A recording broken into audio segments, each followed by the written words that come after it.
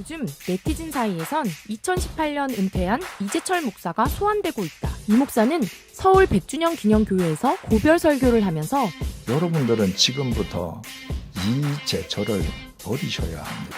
자신을 철저히 잊어달라고 했는데 목사님이 소환된 이유는 바로 그의 아들들 때문이다. 이 목사는 4명의 아들을 둔 아버지다. 1995년 아이에게 배우는 목사 아빠 책을 통해 4명의 아이들의 생김새가 다르듯 하나님이 주신 달란트가 다를 것이라며 아이들이 시행착오를 겪더라도 실수할 수 있는 자유를 누리게 하고 싶다고 말했다. 그래서일까? 요즘 이 목사의 둘째, 셋째 아들의 행보가 남다르다. 최근 두 형제는 네티즌, 시청자에게 뜨거운 관심을 받고 있다.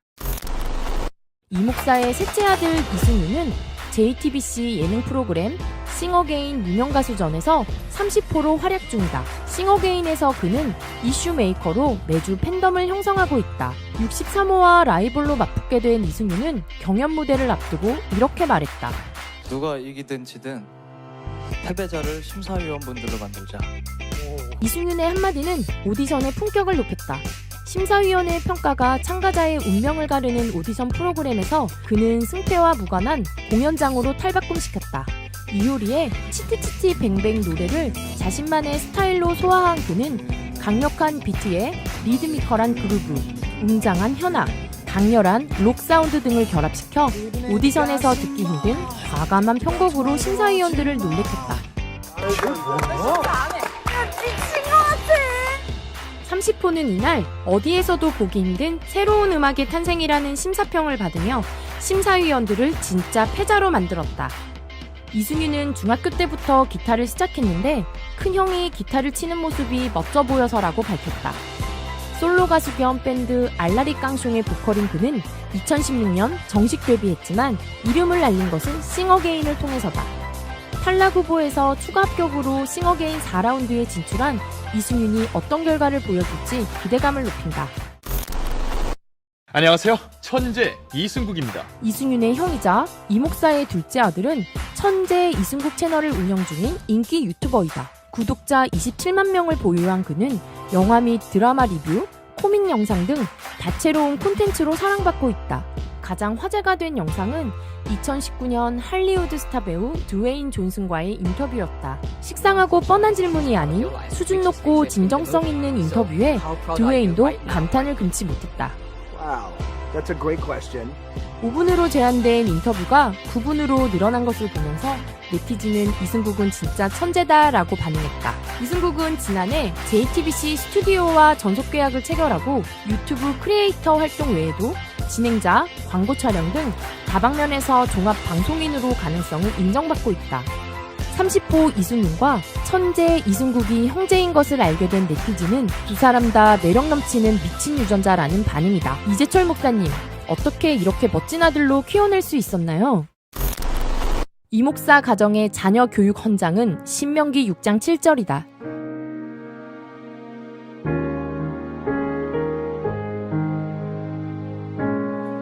이 목사는 성경은 자녀 교육보다 부모된 자의 바른 삶을 강조하고 있다며 자녀를 변화시키려면 부모 자신이 먼저 변화돼야 한다고 강조했다. 또 가족의 날로 정한 금요일 저녁에는 온 가족이 모여 함께 식사하고 자녀와 대화의 시간을 갖고 있다고 했다. 이 목사는 또 나는 아이들을 목사의 자녀로 키우지 않았다고 고백했다. 목회자의 아이들이 삐뚤어지는 것을 참 많이 봅니다. 목사의 자식들로만 키웠기 때문입니다.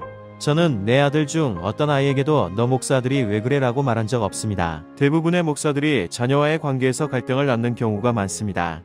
목회자 자녀에게 요구되는 도식적인 모습을 요구하지 않고 아이들과 가족들과 같은 가치관을 지니려고 했습니다.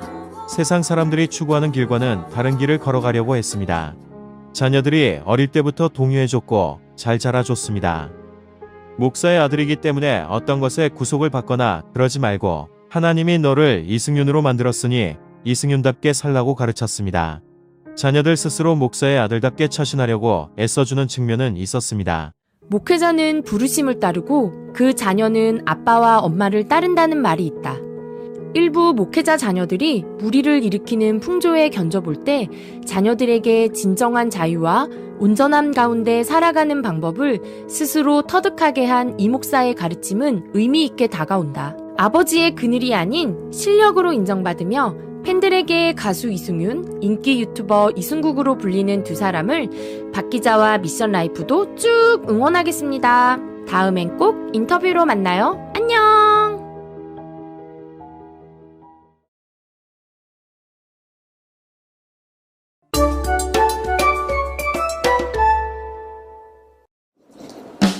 자, 우리 어린 여러분 안녕, 반갑습니다. 금요일 저녁 우리 예배 시간이 되었습니다. 특별히 이번 1월 금요일 저녁은 겨울 성경학교 교재, 그 주제에 맞추어져 있는 그리스도인 생활편에 대한 이야기를 나누고 있죠. 오늘은 특별히 짜잔! 가정에 대한 이야기입니다. 기본교리 가정에 대한 내용 중에서 좀 추려서 여러분과 함께 나누려고 합니다. 제목부터 같이 읽고 시작할까요? 시작! 하나님을 사랑하고 배우는 가정. 오늘의 본문은 신명기 6장 1절에서부터 9절에 있는 말씀입니다. 자, 이걸 다 읽을 수 없기 때문에 발췌하고 설명하면서 여러분에게 알려드리도록 할게요. 먼저 1절입니다. 같이 읽어볼게요. 시작! 이것은 주 당신들의 하나님이 당신들에게 가르치라고 나에게 명하신 명령과 규례와 법도입니다. 당신들은 건너가서 차지할 땅에서 이것을 지키십시오. 맞습니다. 이것은 하나님이 가르치라고 주신 겁니다. 그러니까 하나님의 백성이 된 사람들에게 가르치라고 하는 겁니다. 무엇을 가르쳐야 했을까요? 그것은 바로 3절에 나옵니다. 이스라엘 자손 여러분, 이 모든 말을 듣고 성심껏 지키면 주 당신들 조상의 하나님이 당신들에게 약속하신 대로 젖과 꿀이 흐르는 땅에서 당신들이 잘되고 크게 번성할 것이란 얘기가 나옵니다. 가르쳐야 하는 것은 하나님의 명령입니다. 그걸 지키게 해야 합니다. 그런데 그런 이유가 뭐냐면 하나님과 약속했기 때문이라고 표현해요. 그리고 이 모든 말을 듣고 성심껏 그냥 대충 지키고 말지가 아니라 정말 열과 성을 다해서 지키게 되면 하나님께서 새롭게 들어가는 가나안에서 번성하고 크게 될 것이다 라고 이야기하죠. 그리고 4절, 아주 유명한 말씀이죠. 이스라엘은 들으십시오. 주님은 우리의 하나님이시요 오직 한 분뿐이라는 이야기를 합니다. 그래서 그분을 5절에 보면 마음과 뜻과 힘을 다하여 하나님을 사랑하라는 표현이 나옵니다. 사랑은 스스로 선택해서 하는 거 아닌가요? 라는 질문 해볼 수 있겠죠? 그런데 이런 이야기가 나옵니다. 이 뒤에서 좀 살펴볼게요. 그리고 그렇게 하는 사람들이 실제 삶에서 하는 행동이 있는데 먼저 하나님의 말씀을 마음에 새기는 거예요. 6절 보실까요? 내가 오늘 당신들에게 명하는 이 말씀을 마음에 새기랍니다. 오늘 명하고 오늘 이 장소에서 여러분이 듣게 된 걸 마음에 새기래요.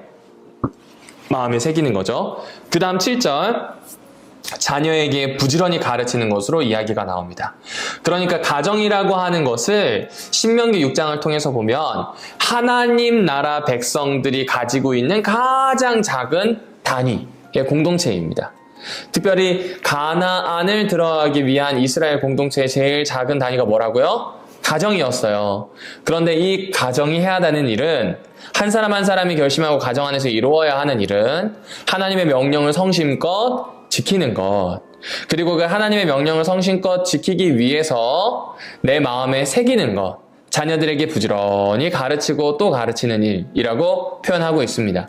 그리고 이것이 하나님을 온 마음과 또 뜻과 정성을 다해서 사랑하는 방법이라고 가르칩니다. 그러니 가정은 한마디로 얘기하면 하나님의 말씀이 가르쳐지는 장소고 그 말씀이 가르쳐지고 마음에 새겨져서 하나님 나라가 이루어지는 가장 작은 공동체가 가정입니다. 쉬운 말로 해볼까요? 하나님 나라가 되어야 하는 곳이 가정입니다. 하나님 나라가 되어야 하는 사람들, 하나님 나라가 되는 그 사람들이 모여있는 작은 공동체가 가정이다 라고 보시면 되겠습니다. 그런 가정을 만들어가는 것이 우리 교회가 가지고 있는, 또 그리스도인들이 가지고 있는 목적이자 목표가 될 수 있겠죠. 하지만 우리 삶은 어떤가요? 여기 보면 한 지붕 아래 가족들이 같이 살아갑니다. 식사 시간을 가지기가 좀 어렵죠. 출근하고 등교하고 뭐 이런 일들이 가족들 안에 있다 보면 아침, 점심, 저녁 식사를 함께 하는 거 말도 안 되는 일입니다. 쉽지 않습니다. 아침에 나가기 바쁘고요. 저녁에 들어와서는 지쳐 있어서 말도 잘 나오지 않을 수도 있습니다. 그러니까 분명히 가족들과 함께 식사 시간을 가지면 좋은데 어려울 때도 있죠.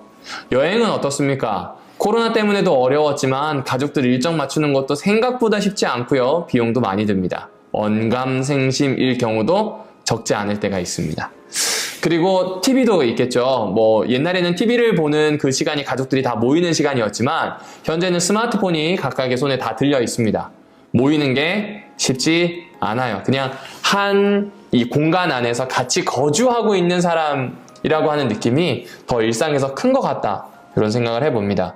왜 이 이야기를 하냐고요? 아마 우리 친구들에게 있어서 가정이 신앙 공동체이다, 또 함께하는 공동체이다 라고 했을 때 아빠와 함께 성경을 볼 수 있거나 엄마와 함께 그런 이야기를 나누는 것 자체가 어렵습니다. 아침에 일어나서 출근하고 학교 가서 공부하고 요새는 이제 집에서 하지만 또 학원도 있고 줌으로 해서 하는 과외도 있고 다양하겠죠? 그게 끝나면 잘 시간이에요. 그러니까 어떤 공동체라고 하는 개념을 가지기가 생각보다 어렵다라고 하는 것이죠. 그러면 그런 공동체를 가지지 말란 이야기인가요? 아니요, 그런 이야기가 아닙니다. 그런 공동체가 잘못되었다 이런 것이 아니라 성경에서 이야기하는 부분들을 오늘날 우리에게 어떻게 적용할지를 한번 찾아보자라고 하는 겁니다. 동시에 또 가정의 모양들이 많이 바뀌었습니다. 엄마, 아빠, 아이들이라고 하는 이 전형적인 그림이 최근에는 많이 바뀌었어요. 그냥 친구들끼리 모여 사는 그런 형태의 가족들도 있습니다. 또 재혼한 가정들도 꽤 많이 있습니다. 그리고 홀로 사는 비혼족들, 또 홀로 살고 있는 이 혼삶을 즐기는 족들도 꽤 많이 있습니다. 그런 상황에서 어떤 모델이니 그 모델을 따라가라는 이야기가 아니라 성경이 가정을 통해서 어떤 이야기를 하는지 그걸 통해서 우리가 어떻게 적용해 볼 수 있는지를 좀 찾고 구해본다. 그러니까 답을 정해놓고 따라가는 것이 아니라 도대체 성경이 이야기하는 게 오늘 우리에게 어떻게 좀 적용이 될 수 있는지를 좀 바꾸어서 생각해 볼게요. 자, 그럼 먼저 4절부터 9절에 있는 말씀을 좀 다시 볼게요. 이스라엘은 들으십시오. 주님은 우리의 하나님이시오. 주님은 오직 한 분뿐이십니다. 당신들은 마음을 다하고 뜻을 다하고 힘을 다하여 주 당신들의 하나님을 사랑하십시오. 내가 오늘 당신들에게 명하는 이 모든 말씀을 마음에 새기고 자녀들에게 부지런히 가르치며 7절 끝부분입니다. 언제든지 가르치십시오. 그렇습니다. 모세는요, 가정이라고 했을 때 이렇게 이야기해요. 가르치고 또 가르치고 강론하는 곳이라고 이야기합니다. 하나님 나라가 이루어지기 위해서는 먼저 가르치고 강론하고 알고 새기고 삶에 실천되는 일이 일어나는 곳이 가정이라고 보는 겁니다. 어떤 의미에서는 하나님을 가장 잘 배울 수 있는 가장 작은 기본 단위가 가정이다, 이렇게 보시면 됩니다. 그러면 그리스도인으로서 가정을 이루고 살아간다는 건 하나님 나라를 이룬다, 이렇게 볼 수 있겠네요. 하나님 나라를 이루기 위해서 뭐 해야 된다고요? 마음에 새기고 가르치는 일. 이 일이 집에서 기초적인 작업으로 일어나야 하는 거겠죠. 그 과정을 한 3단계로 표현하고 있습니다, 성경은. 첫 번째는 모든 것을 다해 하나님을 사랑하라는 이야기입니다. 마음을 다하고 뜻을 다하고 힘을 다하여 사랑하는 겁니다. 여러분, 사랑한다는 이야기를 듣게 되었을 때 이 사랑은 하라고 하면 하는 건가? 이런 생각이 듭니다. 사랑하라 라고 하면 사랑하라고 하면 하나요? 이런 생각이 들어요. 사랑하라 그러면 사랑하겠습니다 라는 이야기보다는 사랑하라고 하면 사랑할 수 있나? 이 생각이 들어요. 왜냐면 사랑하기 위해서는 제일 먼저 마음에서 선택이 일어나야 되기 때문에 그래요. 그런데 여러분, 그거 아시나요? 옛날에는 선택에 의한 결혼보다 다양한 조건과 환경 때문에 일어나는 결혼이 많았습니다.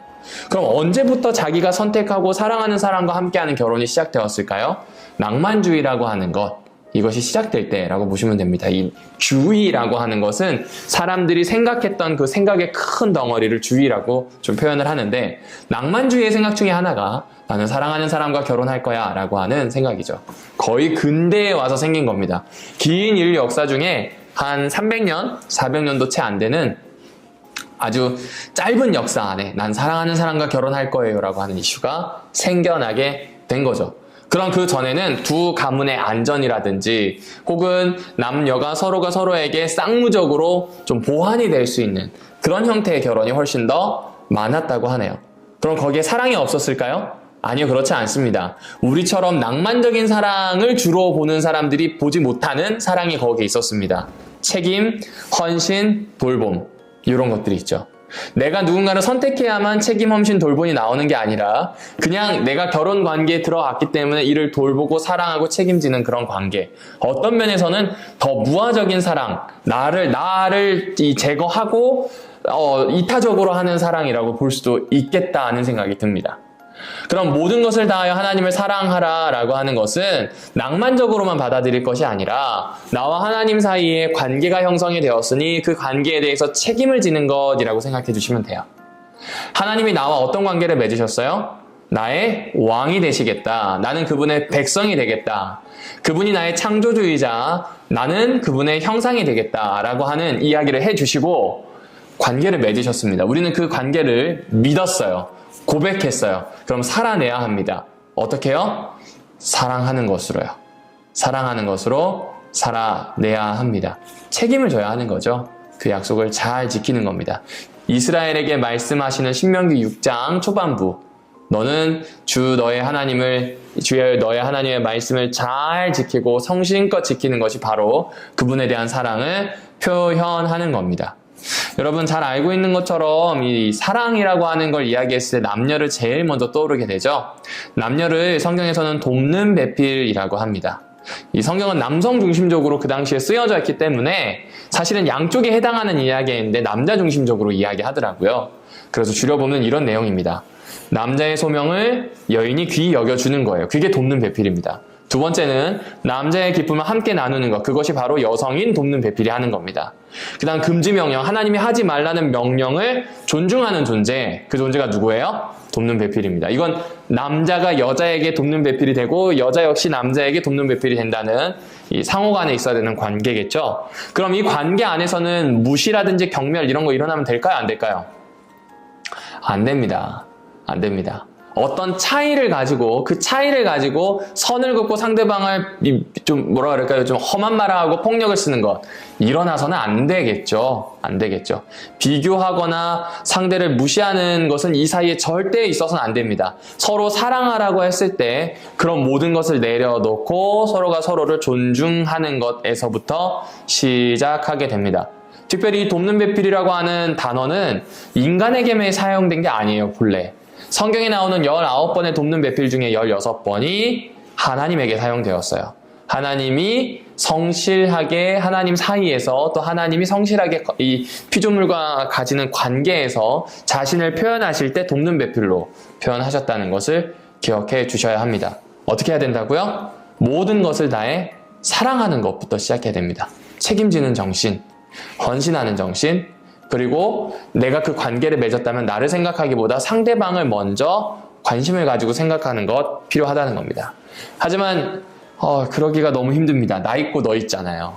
그리고 내 인생이 좀 너무 힘들어요. 왜냐하면 하루하루가 바쁘니까요. 근데 그렇다고 관계를 무너뜨릴 수는 없죠. 네. 그래서 우리가 해야 하는 게 이거예요. 우리 어린이 친구들이 누군가와 그런 관계를 가졌다면 여러분이 먼저 상대를 생각해주고 상대의 원하는 것을 해주고 또 때로는 상대가 그 금지 명령을 어길 것 같을 경우에는 기준점이 되어주세요. 그렇게 하지 말라고 붙잡아주는 마치 밧줄이 되어줄 수 있는 그런 친구들이 되면 좋겠습니다. 또 이건 부모님 사이 관계에서도 마찬가지겠죠? 아름다운 관계가 또 일어나는 시간이 되면 좋겠습니다. 두 번째입니다. 하나님의 말씀을 마음에 새겨질 때까지 자녀를 가르치래요. 근데 조건이 있어요. 먼저 새기고 자녀에게 가르치는 겁니다. 이게 참 어렵습니다. 부모가 되어서 내가 하나님의 말씀을 그대로 새겨서 아이에게 가르치는가? 라는 질문을 물어보면 그게 잘 안 됩니다. 그럼 이제 우리는 질문해야 됩니다. 어떻게 새길 수 있을까요? 어떻게 새길 수 있을까요? 이미 성경에 대한 지식은 부모님들이 의외로 많이 알고 계십니다. 대화를 나눠보면 참 많은 부분을 알고 계세요. 아는 게 없다고 하는 분들도 그 안에서 의미들을 끄집어내실 수 있습니다. 근데 자꾸 모른다 라고 하는 것은 아마 이것 때문이 아닐까요? 아는 것을 실천해서 확실히 내 것으로 만드는 일이 좀 더 필요하다라고 생각해서 그러지 않을까 합니다. 그리고 또 아는 것을 실천하기까지에는 또 다른 힘이 필요합니다. 그럼 사람들이 왜 아는 것을 실천해내지 못할까요? 마음에 새기고 내 삶에 가져서 확실한 내 경험을 만들면 되는데 왜 그게 어려울까요? 이건 비단 그리스도인의 모습뿐만 아니라 일상을 살아가는 우리들에게도 찾아오는 그런 모습입니다. 여러 가지 이유가 있지만 그 중에 두 가지를 말씀드릴 텐데 첫 번째가 뭐냐면 완벽하게 하려는 거예요. 성경을 읽고 누군가에게 설명해 줄 때 다 알아야 된다고 생각해요.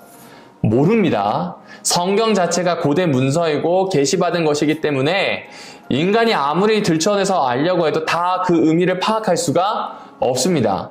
지금까지 알게 된 것들을 나눌 뿐입니다. 그건 목사인 저도 신학자들도 마찬가지입니다. 이 세상에서 내가 알고 있는 것보다 모르는 것이 훨씬 더 많습니다. 활자 안에 적혀있는 그 의미들을 낱낱이 알아내는 것 같지만 그보다 더 큰 의미와 더 큰 맥락이 있을 수 있다는 겁니다. 그렇다고 한다면 완벽하게 안다는 건 있을 수가 없겠죠. 따라서 완벽하게 알기 위해서 뭔가를 할 필요가 없습니다. 완벽해야 된다는 건 내가 이걸 잘못할 수 있다는 불안감이 많이 와요. 여러분, 불안이라고 하는 게 마음에 자리 잡으면 여러분의 뇌는 그 불안이라는 걸 해소하기 위해서 한 뇌에 힘이 100이 있다면 한 50%를 쓴대요. 완벽하게 하려고 하지 마세요. 완벽하게 하려는 것보다 그냥 해보면 됩니다. 그냥 해보면 됩니다. 요새 창세기 읽기 프로젝트를 우리 진행하고 있죠. 해보세요. 한 절만 읽어보는 거예요. 여러분 설교장도 한번 적어보니까 어때요? 우리 친구들 보고 깜짝 놀랐는데 한 줄만 적기로 했는데 여러 줄을 적더라고요. 신기해요. 그 내용이 뭐 좋다 안 좋다가 아니라 하다 보니까 한 줄보다 여러 줄로 늘어나게 되죠. 똑같아요. 성경 읽기도 한 절만 읽어보세요.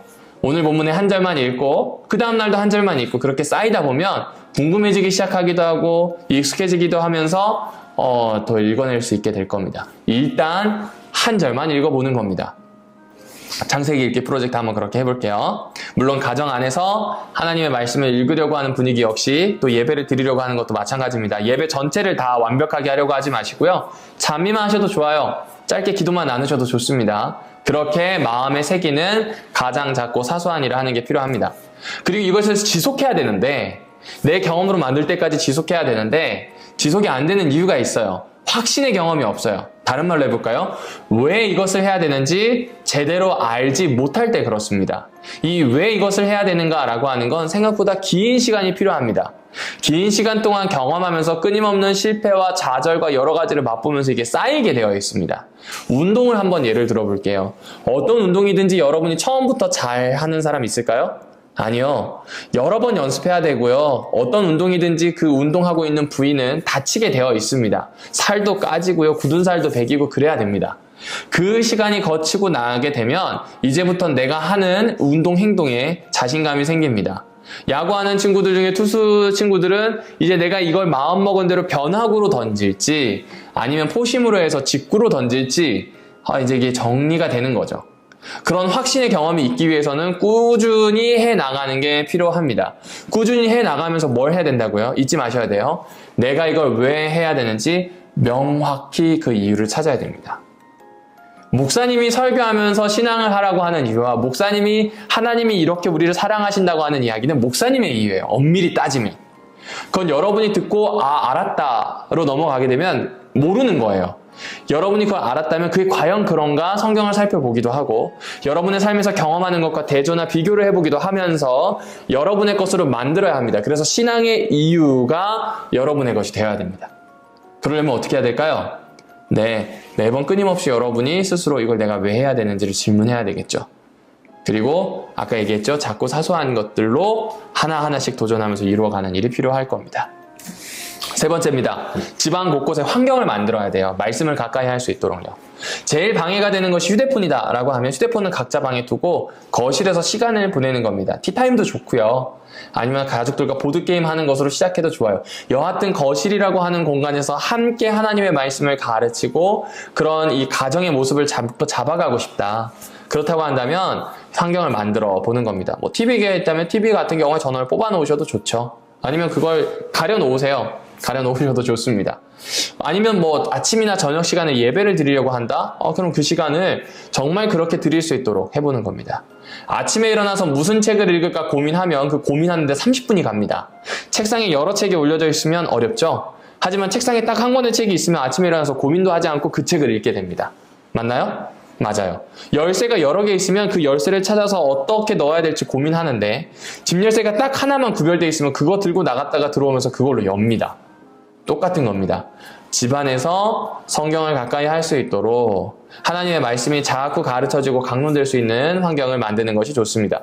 거기서부터 시작해서 문화가 되고 그 문화 안에서 엄마와 아빠의 관계, 엄마, 아빠, 아이들의 관계가 만들어지게 됩니다. 여러분, 목사님이 자주 듣는 말이 뭐냐면 여러 사람들이 신앙적이고 싶다는 말 자주 듣습니다. 이 말은 다른 말로 하면 신앙적인 삶을 살지 않겠다는 고백과 같습니다. 그 쉽다는 말은 안 하겠다는 말이기 때문에 그래요. 여러분이 정말로 그렇게 하려고 한다면 행동을 한번 옮겨보시면 좋을 것 같아요.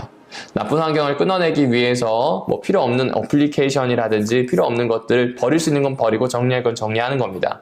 그리고 여러분이 할 수 있는 좋은 환경을 만든 다음에 이 좋은 환경이 갖춰졌다 할지라도 안 하던 걸 해야 되잖아요. 안 하던 습관을 해야 되기 때문에 힘들어요. 그럼 휴식을 취할 수 있도록 또 시간을 따로 빼놓거나 장소를 구별해 놓아도 좋습니다. 그렇게 환경을 만들어가면 좋겠어요. 우리 목사님이 왜 이런 이야기를 하는지 알겠죠? 결혼과 가정이라고 했을 때 결혼이 이렇다, 가정은 이렇다. 성경에서 그런 얘기들도 나옵니다. 근데 가장 기초적인 게 무엇이냐면 그 결혼 그리고 가정의 근간이 뭐냐는 거죠. 성경은 다시 이야기합니다. 하나님의 말씀이 새겨지고 하나님 나라가 이루어지는 가장 작은 공동체가 가정이에요. 그래서 그 가정 안에서 사랑하는 것을, 가정 안에서 새기는 것을, 마음에 새기는 것 말입니다. 하나님의 말씀을. 그리고 가정 안에서 환경을 만들어서 자꾸 그 일이 반복될 수 있도록 하는 겁니다. 하나님께서 우리를 사랑하듯 우리도 그분을 사랑하고 하나님께서 우리를 섬기셨듯 우리가 우리의 가족들을 섬기는 겁니다. 사랑하는 별내교회 우리 어린이 성도 여러분, 모세가 준 미션이잖아요. 모세를 통해 하나님이 주신 미션이라고 볼 수 있겠네요. 가정을 하나님 나라로 만들어 가십시다. 가정을 하나님 나라로 만들어 가십시다. 그런 복된 일들이 우리 친구들에게 있게 되었으면 좋겠습니다. 뭐 결혼이라든지 이런 부분은 아직 와닿지 않아서 조금 더 크면 우리 같이 이야기를 나눠보도록 할게요. 가정의 핵심은 뭐라고요? 하나님과 나 사이, 하나님과 우리 가족들 사이의 관계를 통해서 하나님 나라가 세워져 가는 겁니다. 그 안에 뭐 인간적인 게 없다 그런 게 아니라 하나님 나라 안에는 공평함이 있고 사랑이 있고 정의가 있고 돌봄과 책임과 헌신, 이타적인 것들이 있습니다. 그걸 사소한 것부터 하나하나씩 쌓아갈 수 있는 그런 귀한 가족들, 또 우리 친구들이 되면 좋겠습니다. 자, 그럼 오늘 이야기 여기서 마치도록 할게요. 여러분 안녕.